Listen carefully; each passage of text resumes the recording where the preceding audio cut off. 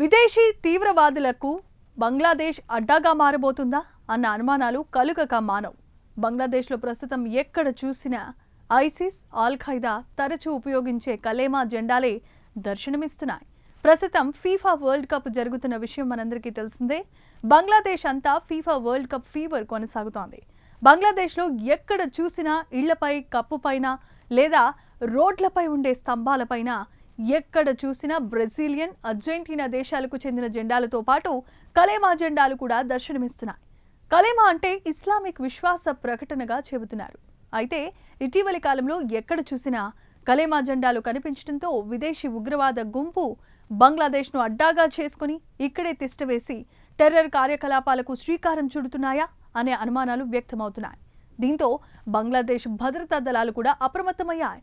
పొరుగునే India ఉన్నందున India కూడా అప్రమత్తంగా ఉండాల్సిన అవసరం ఉంది. ఇక తాజా బంగ్లాదేశ్ కలేమా జెండాల గురించి ప్రత్యేకమైన కథనంలో మరింత సమాచారం తెలుసుకుందాం.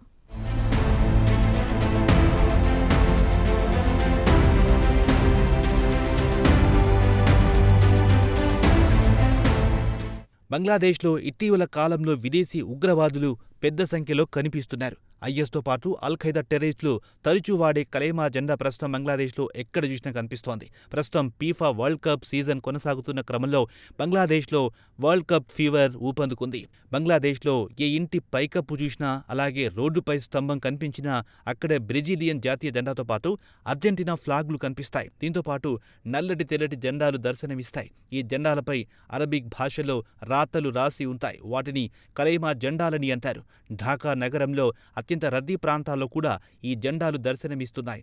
అకస్మాత్తుగా ఈ జెండాలు దర్శనమివ్వడంతో ప్రజలు కూడా షాక్కి గురయ్యారు. ఎందుకంటే ఈ జెండాలు ఒసామా బిన్ లాదెన్కు చెందిన అల్ ఖైదాతో పాటు ఇస్లామిక్ స్టేట్ టెర్రరిస్టులు ఐఎస్ఐఎస్ కూడా తరచూ ఈ జెండాలతో కనిపిస్తుంటారు. దీంతో బంగ్లాదేశ్కు చెందిన భద్రతా నిపుణులు మాత్రం విదేశీ టెర్రరిస్టు గ్రూప్ బంగ్లాదేశ్కు పెద్ద సంఖ్యలో క్యూ కట్టారని అనుమానం వ్యక్తం చేస్తున్నారు.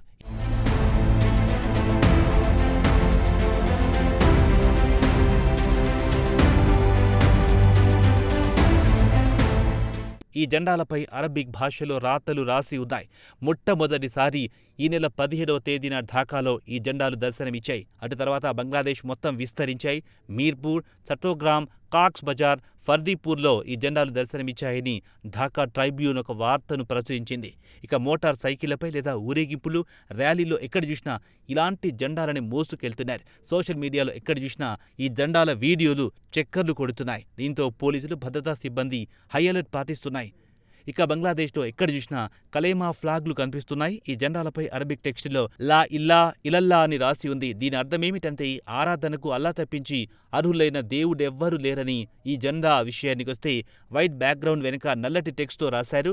మరో జెండాలో దానికి రివర్స్లో తెల్లటి బ్యాక్గ్రౌండ్ వెనుక నల్లటి టెక్స్ట్ రాశారు.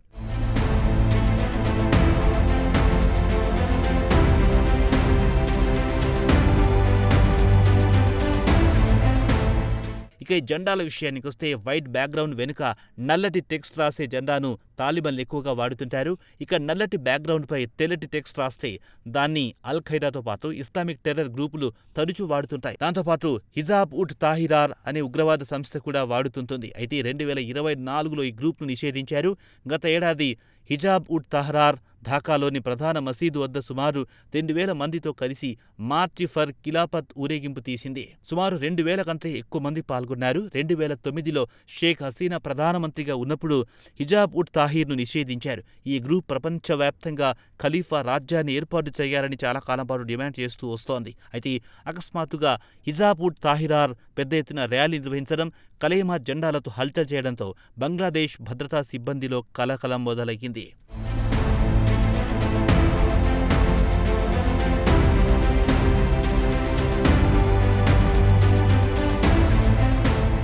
అయితే గత కొన్ని రోజులుగా హిజాబ్ ఉట్ తాహిరార్ తమను తాము తవాహిదీ జనతాగా చెప్పుకుంటోంది. ఇస్లాం గొప్పది, దానికంటే మించింది మరోటి లేదనే జమాత్ ఉట్ వాదన. అయితే గత కొన్ని వారాల నుంచి ఈ గ్రూప్ బంగ్లాదేశ్లో పెద్ద ఎత్తున ర్యాలీలు నిర్వహిస్తోంది. అయితే ఆశ్చర్యం కలిగించే అంశమేమిటంటే ఒక ర్యాలీలో పాలస్తీనా జెండా కనిపించింది.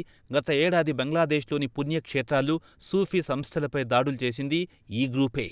అయితే ఇటీవలే ఇండియాలో ఇజ్రాయెల్ రాయబారి రూవెన్ అజార్ కూడా బంగ్లాదేశ్లో హమాస్ కార్యకలాపాలు ఊపందుకున్నాయని ఆందోళన వ్యక్తం చేశారు. అయితే బంగ్లాదేశ్ ప్రజలకు పాలస్తీనా పౌరులపై సానుభూతి ఉంది. అయితే బంగ్లాదేశ్లో విదేశీ మిలిటెంట్లు పెద్ద సంఖ్యలో గుమిగూడడం ఆందోళన కలిగించే అంశమని ఆయన అన్నారు. గత ఏడాది కాలం నుంచి చూస్తే హమాస్ నాయకులకు పాకిస్తాన్ టెర్రర్ గ్రూప్నకు మధ్య సంబంధాలు బలపడ్డాయి.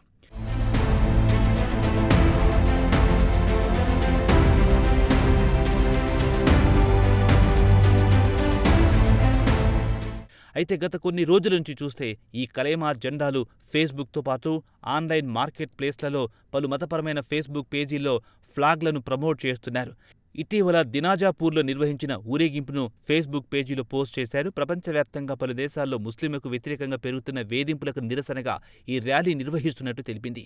తాము ప్రజలకు ఇస్లాంను పరిచయం చేయాలనుకుంటున్నాం, వారి హృదయాల్లో కలేమాను నాటాలనుకుంటున్నామని, అలాగే ప్రజలు ఫుట్బాల్ ప్రపంచకప్ పట్ల చూపే ఉన్మాదానికి దూరంగా ఉండాలని తాము కోరుకుంటున్నామని నిర్వాహకుల్లో ఒకరైన ముఫ్తీ అబూబకర్ సిద్దీక్ మీడియాతో మాట్లాడుతూ అన్నారు. మరో ముస్లిం నాయకుడు ముఫ్తీ హరూన్ ఇజార్ యువతతో మాట్లాడుతూ ప్రతి చోట కలేమా జెండాను పాతాలని కోరారు. ఇక హఫాజల్ ఏ ఇస్లాంలో కొన్ని డజన్ల కొద్దీ ఇస్లామిక్ ఆర్గనైజేషన్లు మిళితమై ఉన్నాయి.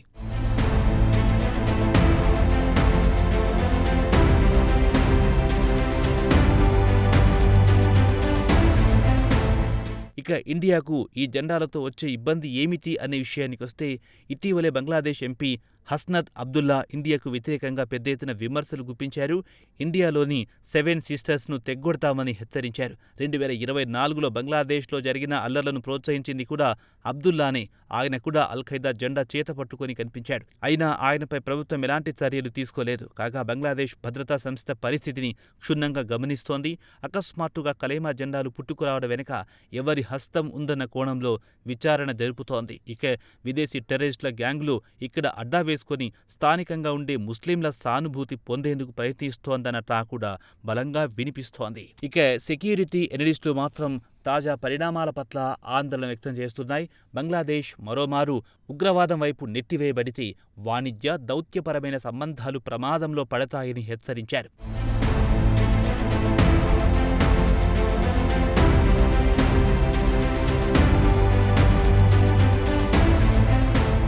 ఇక ఇండియా విషయానికొస్తే బంగ్లాదేశ్కు ఇండియా సుమారు 4000 చదరపు కిలోమీటర్ల సరిహద్దు ఉంది. గతంలో యూనుస్ ప్రభుత్వం కరుడుగట్టిన తీవ్రవాదులను జైళ్ల నుంచి విడుదల చేసింది. వారిలో హిజాబ్ ఉట్ తాహిరార్ మాత్రం యువతను పెద్ద సంఖ్యలో రిక్రూట్ చేసుకుని తమ ఉగ్రవాద సంస్థను మరింత విస్తరించాలనుకుంటోంది. ఇక ఇస్లామిస్టు ఉగ్రవాదులు పొరుగునున్న పశ్చిమ బెంగాల్ కానీ అస్సాంలో కానీ దూరి మతపరమైన విద్వేషాలను రెచ్చగొట్టే అవకాశాలున్నాయి.